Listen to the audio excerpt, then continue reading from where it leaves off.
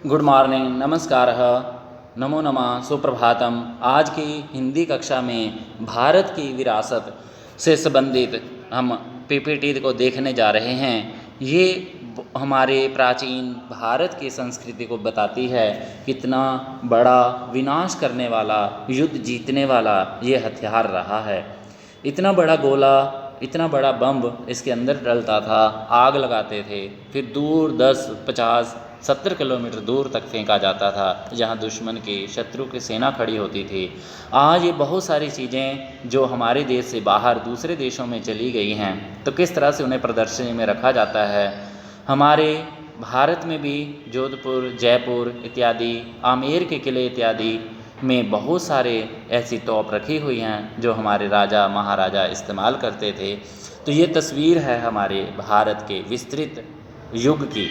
प्रस्तुत पाठ में ऐसे ही दो प्रतीकों का चित्रण है। पाठ हमें याद दिलाता है कि कभी ईस्ट इंडिया कंपनी भारत में व्यापार करने के इरादे से आई थी।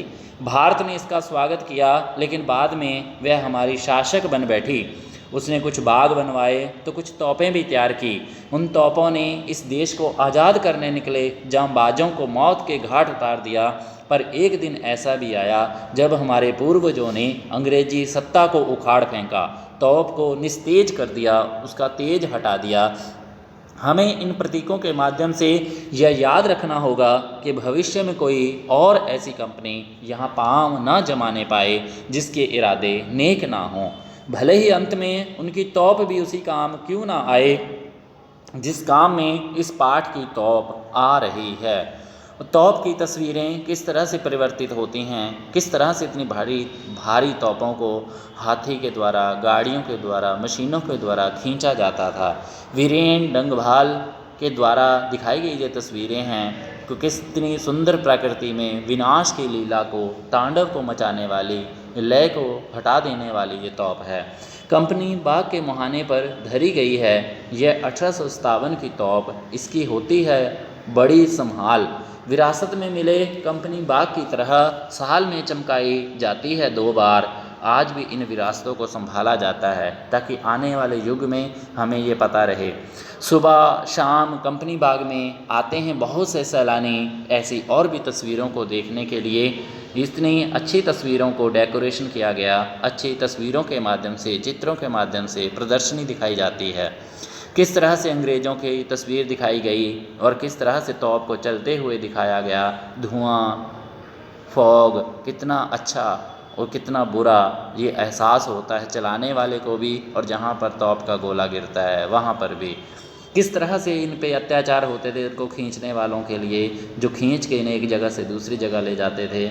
उन्हें बताती है यह तोप कि मैं बड़ी जबर उड़ा दिए थे मैंने अच्छे अच्छे सुरमाओं के धज्जे अपने ज़माने में।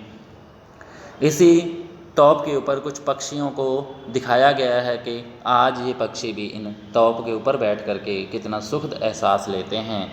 लेकिन जब ये चलती थी किस तरह से तोप, छोटे टैंक और टैंक के अंदर एक वीरांगना अंदर बैठी हुई है। आज पक्षी इन घोंसलों पर बैठ कर के पानी का आनंद लेते हैं और इन पर चलते हैं। अब तो बहरहाल छोटे लड़कों की घुड़सवारी से अगर यह फायरिंग हो तो उसके ऊपर बैठकर चिड़ियाँ भी अक्सर करती हैं गपशप।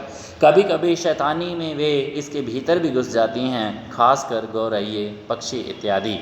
वो इन पक्षी भी इनके अंदर घोंसला बना लेते हैं क्योंकि इन्हें चले हुए कई बरसों हो गए, कई साल बीत गए। ये बताती है कि दरअसल कितनी भी बड़ी हो तोप, एक दिन तो होना ही है उसका मुंह बंद। विरासत में मिली चीज़ें हमें अपने अतीत के बारे में जानकारी देती हैं, अतः हमें उन्हें संभाल कर रखना चाहिए। संसार की कोई भी वस्तु कितनी भी शक्तिशाली क्यों ना हो, एक ना एक दिन उसे नष्ट होना ही पड़ता है। आज के गृह कार्य में हम देखते हैं हमें अपने पूर्वजों से विरासत में कौन कौन सी चीज़ें मिली हैं उसकी एक सूची बनाइए। नंबर 2, तोपों के बारे में जानकारी प्राप्त कीजिए कि छोटी बड़ी तोप, इनकी गोला फेंकने की क्षमता कितनी थी। आज की प्रस्तुति कुलविंद्र पाल शर्मा द्वारा